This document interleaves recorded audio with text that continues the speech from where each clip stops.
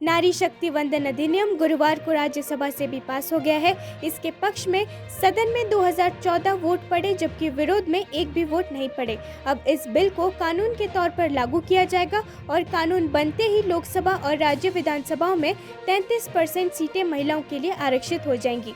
Bill pass होने के बाद महिला सांसदों की खुशी का ठिकाना नहीं रहा। अपनी खुशी का इजहार करते हुए महिला सांसदों ने प्रधानमंत्री नरेंद्र मोदी को बुके दिए, स्टोल पहनाकर उनका स्वागत किया और विक्ट्री साइन के साथ प्रधानमंत्री मोदी के साथ ग्रुप फोटो खिंचवाई। इस बीच महिला सांसदों के हाथ में मिठाई के डिब्बे भी नजर आए। प्रधानमंत्री ने भी झुककर महिलाओं का अभिवादन किया। महिला सांसदों की खुशी इजहार करते हुए इन तस्वीरों को प्रधानमंत्री नरेंद्र मोदी ने भी सोशल मीडिया पर शेयर किया है।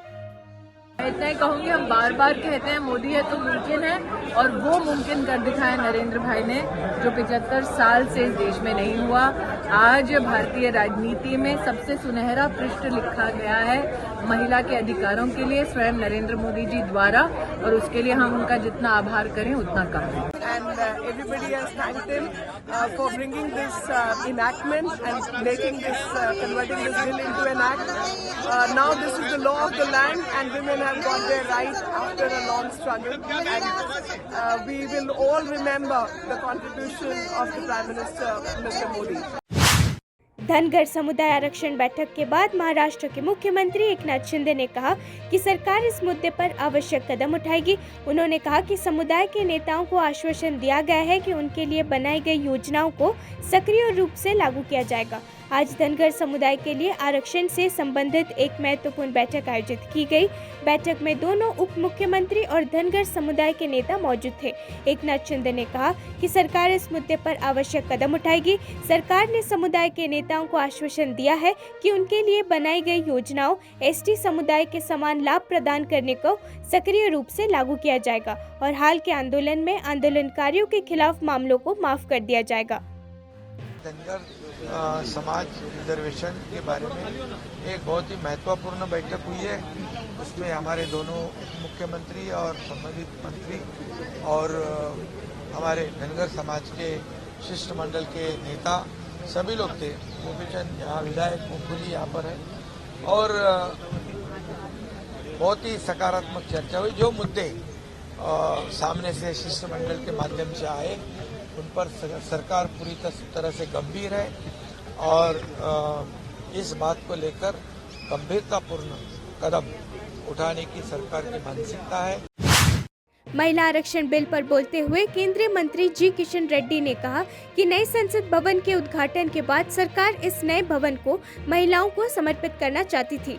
जी किशन रेड्डी ने कहा, नए संसद भवन के उद्घाटन के बाद हम इस इमारत को महिलाओं को समर्पित करना चाहते थे। ये एक ऐतिहासिक इमारत होगी। गणेश चतुर्थी पर इस बिल को पेश करना सरकार का फैसला था। ये चुनाव के नजरिए से नहीं है, ये महिलाओं को सम्मान देने के लिए है। जो कांग्रेस सरकार 60 साल में नहीं कर पाई, वो प्रधानमंत्री मोदी के नेतृत्व में हो रहा है। मैं इसके लिए सबको बधाई देना चाहूँगा। We want to respect women।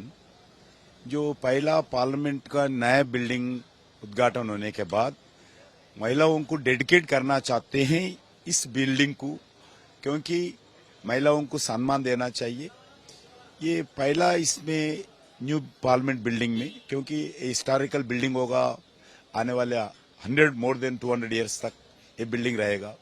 इसलिए इसमें बोलना चाहिए इस बिल्डिंग प्रारंभ में पहला बिल क्या हुआ, वो महिलाओं का रिजर्वेशन का बिल हुआ, महिलाओं को सम्मान देना, गौरव देना, नंबर 1। नंबर 2, वो भी श्री गणेश के साथ गणेश चतुर्थी के दिन इस बिल को इंट्रोड्यूस करना, गणेश चतुर्थी के दिन इस पार्लियामेंट को उद्घाटन करना। कांग्रेस नेता शशि थरूर ने कहा कि ऐसा लगता है कि कनाडा में एक निश्चित राजनीतिक तत्व को बढ़ावा देने के लिए ये सब हो रहा है। हमने कनाडा के साथ अपने संबंधों को महत्व दिया है और हमने अपनी चिंताओं को एक निश्चित बिंदु से आगे नहीं बढ़ाया है। हालांकि मुझे यकीन है हमने कैनेडियन अधिकारियों को विभिन्न स्तरों पर अवगत कराया है। ये एक ऐसा रिश्ता है जो हमने हमेशा से रखा है। मुझे उम्मीद थी कि कनाडा भी इस रिश्ते को महत्व देगा, लेकिन अपने देश में एक हत्या में भारत सरकार की संलिप्तता के बिना किसी सबूत के सार्वजनिक रूप से आरोप लगाने के प्रधानमंत्री के असाधारण फैसले ने मुझे चौंका दिया है। approach to these people. In any case, there is, as far as I'm aware, no evidence that any Indian government body had anything to do with it. We are seeing openly posters talking about kill Indians, kill Hindus, drive Hindus out of Canada, go ahead and attack the diplomats. Photos and names of prominent Indian diplomats seem to be very much like a case of extreme political pandering. My thoughts are that it's an extremely disappointing development. Many Indians have been seething with frustration at the way in which people who are, if not terrorists themselves, are flagrantly inciting violence against our country, talking about the dismemberment. Rajya Sabha सांसद कपिल सिब्बल ने ANI से बात करते हुए राज्यसभा में महिला आरक्षण bill के पास होने पर टिप्पणी की और कहा कि इसे सर्वसम्मति से पारित किया जाना था। उन्होंने कहा, हम सभी महिला आरक्षण चाहते हैं, सवाल ये है कि हम इसे अभी चाहते हैं। मुझे नहीं पता कि उनके पास ये कब होगा। वो कहते हैं 2029, लेकिन ये बहुत पहले हो जाना चाहिए था। असली मुद्दा वसीयत नहीं है, बल्कि ये तथ्य है कि वो फिर से एक सपना बेचने की कोशिश कर रहे हैं। वो 2014 में आसानी से विधेयक पेश कर सकते थे। It has to be passed unanimously. Had to be passed unanimously. Who would oppose it? We all want women's reservation. The question is, we want it now. I don't know when they'll have it. That's the question. They say 2029. Should have happened much earlier. Everybody supports the bill. The question is that they have delayed it. And we don't even know whether after delimitation and the new census and the consequences of that, what's going to happen. So that's the real issue. The real issue is not the will, but the fact that they are again trying to sell a dream that, look, we'll give you something later. They could have easily in 2014. Rajya Sabha में महिला आरक्षण bill pass होने के बाद केंद्रीय मंत्री ज्योतिरादित्य सिंधिया ने इसे भारत के लिए ऐतिहासिक दिन बताया। उन्होंने बताया कि प्रधानमंत्री नरेंद्र मोदी ने महिला सशक्तिकरण के लिए एक वास्तविक आधार स्थापित किए हैं। ज्योतिरादित्य सिंधिया ने कहा, आज महिला सशक्तिकरण की असली नींव प्रधानमंत्री नरेंद्र मोदी ने स्थापित की है। आज देश के लिए ऐतिहासिक दिन है। महिला आरक्षण विधेयक 20 सितंबर को लोकसभा में लगभग सर्वसम्मति से पारित हो गया, जिसके पक्ष में 454 सदस्यों ने मतदान किए और केवल 2 सदस्यों ने इसका विरोध किया। 21 सितंबर को राज्यसभा ने पूर्ण बहुमत से विधेयक को मंजूरी दे दी, जिसमें 454 सदस्यों ने पक्ष में मतदान किया और किसी ने भी विरोध में मतदान नहीं किया। ये एक ऐतिहासिक दिवस है, केवल भारतीय हमारी नारी के लिए नहीं, लेकिन संपूर्ण भारत के लिए, जहां महिला सशक्तिकरण का असली नींव प्रधानमंत्री नरेंद्र मोदी जी के द्वारा देश में स्थापित किया गया है। तो आज का दिवस संपूर्ण भारत और संपूर्ण विश्व के लिए एक स्वर्ण अक्षरों का दिवस होगा। अभिनेत्री शबाना आजमी ने कहा कि महिला आरक्षण महिलाओं की वर्षों पुरानी मांग थी, जो अब पूरी हुई है। ये बेहद खुशी की बात है और इसकी प्रशंसा की जानी चाहिए। उन्होंने कहा कि ये देश की जनता के लिए गर्व की बात है। उससे भी बड़ी बात यह है कि ये बिल सर्वसम्मति से पारित हुआ। उन्होंने कहा, मैं प्रधानमंत्री मोदी को धन्यवाद देती हूँ, उन्होंने कई बड़े फैसले किए हैं। महिला पे आधारित एक फिल्म है। मुझे बेहद अच्छी लगी फिल्म और बहुत खुशी हुई कि एक फीमेल ने इसको डायरेक्ट किया है, फीमेल ने लिखा है और शिल्पा जी का काम बहुत अच्छा है और अमित साध का बहुत अच्छा है। तो मैं उम्मीद करती हूँ कि ये फिल्म बहुत कामयाब होगी और लोग बहुत पसंद करेंगे। जिस तरह फिल्म की बात करें, महिला पे आधारित है, आज फीमेल रिजर्वेशन को मिले महिला, उसके बारे में एक हिस्टोरिक मोमेंट है एवरी फीमेल्स के लिए। आप अगर कुछ बताना चाहोगे, कितनी गर्व की बात है ये? जी, बहुत सालों से औरतें ये मांग कर रही हैं, लेकिन तो ये खुशी की बात है डेफिनेटली और इसको सराहना चाहिए। लेकिन जब तक इसका इम्प्लीमेंटेशन नहीं होगा, तब तक पूरी तरह से महिलाओं को वो हक नहीं मिलेगा। नारी शक्ति वंदन अधिनियम विधेयक राज्यसभा से पास होने पर सभापति और उपराष्ट्रपति जगदीप धनखड़ ने सरकार को बधाई देते हुए कहा कि आज प्रधानमंत्री नरेंद्र मोदी का जन्मदिन है। उन्होंने कहा ये संयोग ऐसा है कि हिंदी ऋतु विधि के अनुसार आज प्रधानमंत्री नरेंद्र मोदी का जन्मदिन भी है।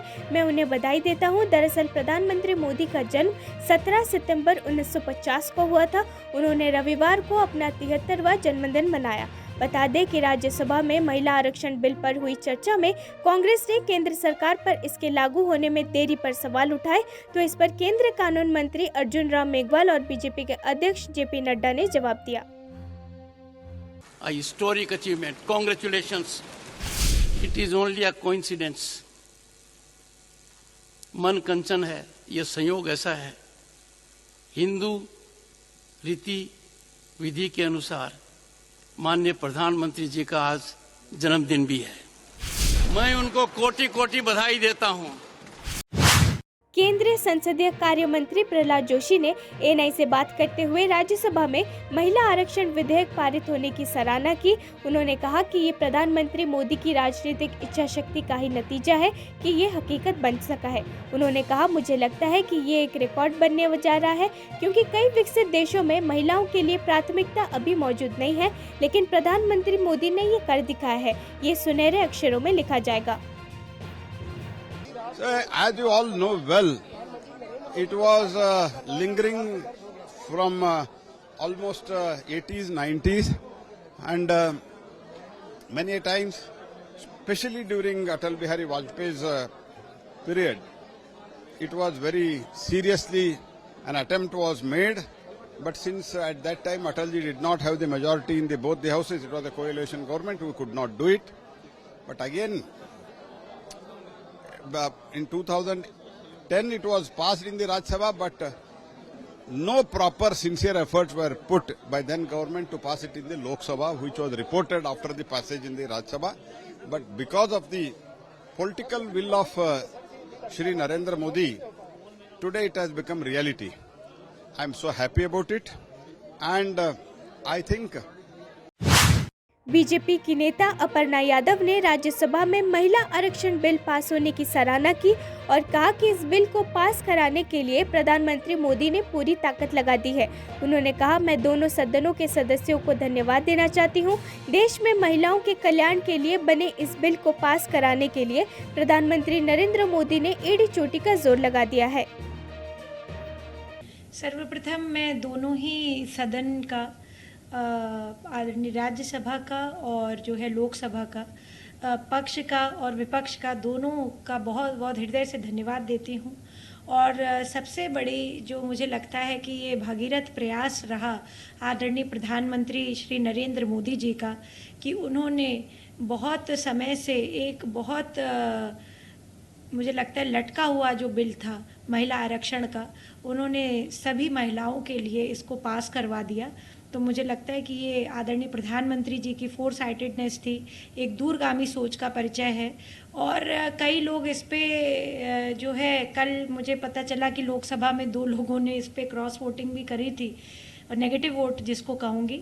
आज राज्यसभा का वोटिंग सुन करके कि किसी ने भी इस बिल के अगेंस्ट नहीं वोट किया, मुझे लगता है this is what an elder